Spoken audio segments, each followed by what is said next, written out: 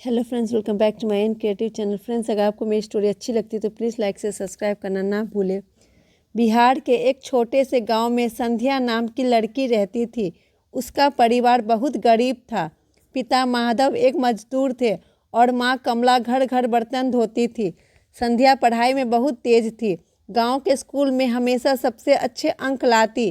गाँव वाले कहते, माधव तेरी बेटी बड़ी होकर नाम रोशन करेगी।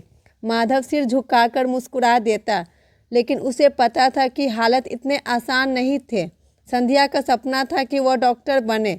गांव में अक्सर लोग बीमार होते, लेकिन इलाज के लिए कोई डॉक्टर नहीं था। संध्या ने पिता से कहा, बाबा मैं डॉक्टर बनकर गांव की मदद करना चाहती हूँ। माधव ने ठंडी सांस ली और कहा, बेटी सपने देखना अच्छी बात है, लेकिन हमारे पास तुझे कॉलेज भेजने के पैसे नहीं हैं। संध्या की आंखों में आंसू आ गए।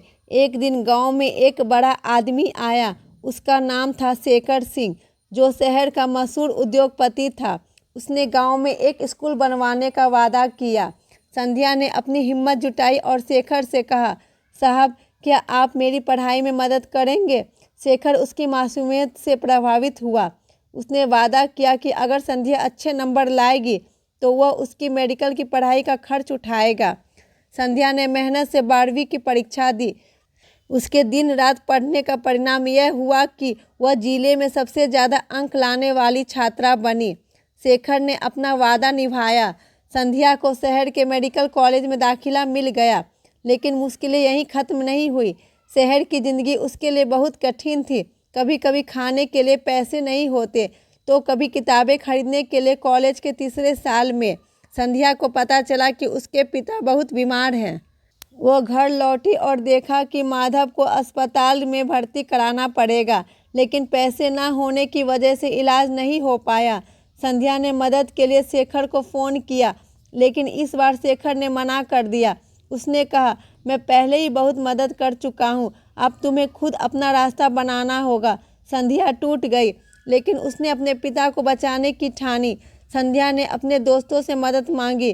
कुछ ने पैसे उधार दिए तो कुछ ने अस्पताल में मदद की। माधव का इलाज हुआ और वह ठीक हो गए। संध्या ने इस अनुभव से सीखा कि किस्मत हमेशा आपकी मदद नहीं करती, कभी कभी खुद पर भरोसा करना पड़ता है।